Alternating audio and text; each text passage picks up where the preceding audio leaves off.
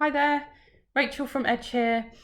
Just wanted to talk to you about our urban food production toolkit, which is this. And this has been developed as part of certainly my journey as a designer. So just a quick potted history of my design journey. I grew up around grandparents that had an acre and produced a lot of their own food, including bees and chickens. Fast forward 30 odd years, and I lived in Todmorden, where Incredible Edible started, and was involved in the projects there, learning a lot about how to integrate food into an urban environment and the effects that can have on a town and on its people, as well as its environment. Then I moved to Oxford and set up Incredible Edible Oxford, and that was about 8 years ago. It's now running as Edge. It's the same organisation, same principles, same people, and it's not for profit.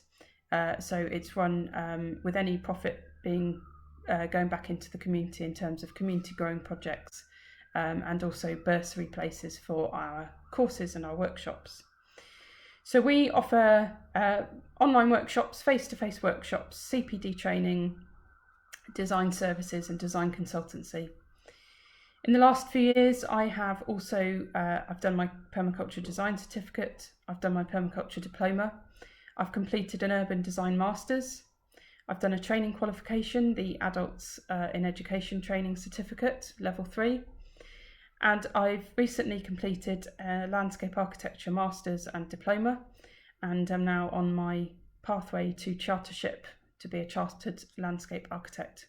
So I work in conjunction with various landscape architect and urban design practices, consulting with designers and planners to incorporate food production into the public realm and into the landscape. And that's not always food production. It could be productive in the sense of biodiversity planting. It could be to produce dye plants, medicinal plants, plants for material or basketry, for timber. So there's various productive landscapes at our fingertips. It's not always food, but often it's food, and the benefits of that are multifold. So as part of my journey, I created this urban food production toolkit, which comes in this box like this, and it's a set of cards. So they're this size, and you can see they are colour coded. So they're colour coded by morphological layer. So green and blue, street network, plots and buildings, the cards are colour coded. And within we've got 37 different food production systems. I've just picked out chickens there, that's on the plot card. Another one might be composting. You can see there rabbits, so that's for meat production.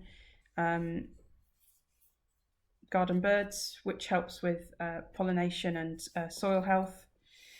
One of my particular favourites, silver pasture. So there's a few of the cards just to give you a quick flash of them. And the cards contain information about the yields.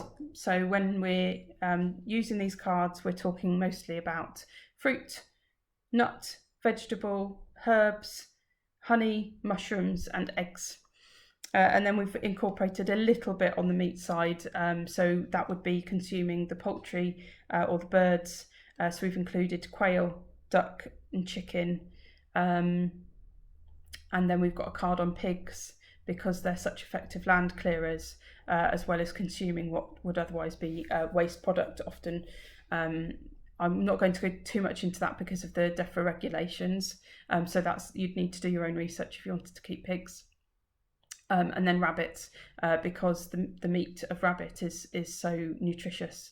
And so there's a big kind of consideration in food production design to consider nutrition and what we need as people, and how we can get the spread of vitamins and minerals, but also how we can get the right amount of calories. And you know, I'm based near Oxford, but even in somewhere considered very affluent, such as Oxford, 1 in 4 children are in food poverty. So it's a really big consideration for designers and planners to think about how they can give some social impact and consider the communities around where they're designing.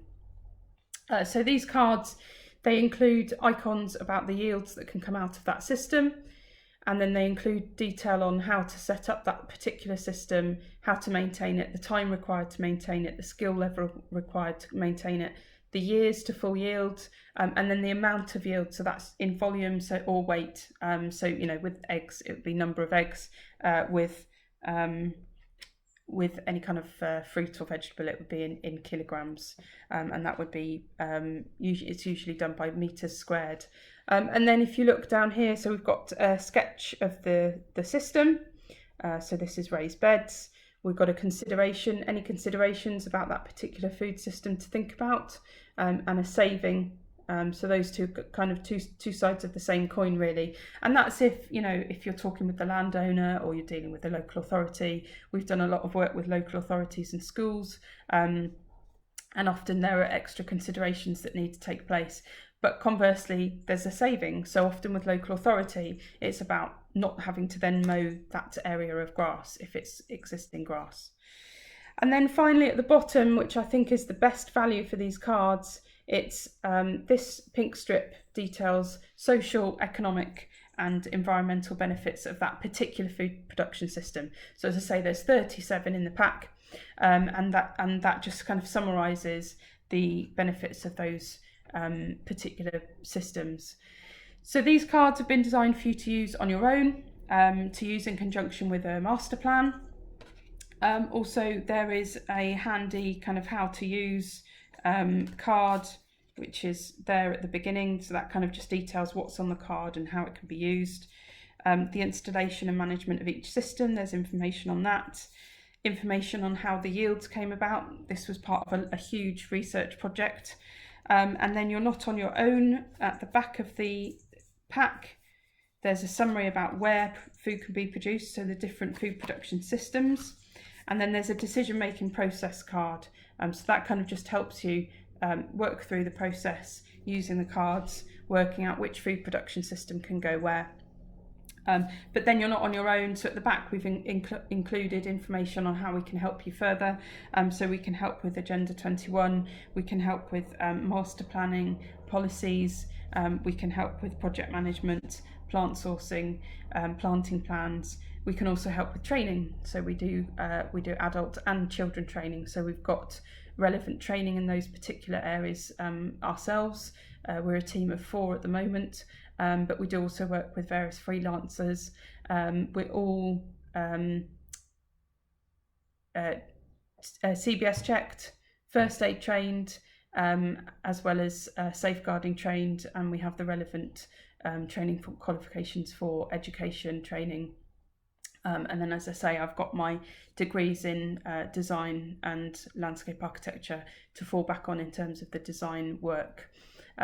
So if you're interested in the toolkit, they are for sale. Check out our website. And if you're interested in us running a bespoke training for you, we can run a CPD session. We can come to your venue and run a session in your office or for a school. We can also run sessions for very, very little people, right up to the older people. We'd love to work with retirement homes. We'd love to integrate schools and retirement homes. We'd love to work with more business parks and hotels and food establishments to produce their own food. We'd love to work with housing developers and large estates to integrate food into the landscape. So if any of those sound of any interest at all, feel free to get in touch. We can come to you, or you can meet us at a venue. We are Oxford based, but we do travel and work across the UK, and the cards are suitable for the UK climate, but a temperate climate, so kind of the central band of Europe would be suitable in terms of plant selections, because we do offer plant suggestions on many of the plants and the food production systems. That's given you a whistle-stop tour of what Edge does and what our toolkit can offer you. Do feel free to get in touch, and we look forward to hearing from you in due course.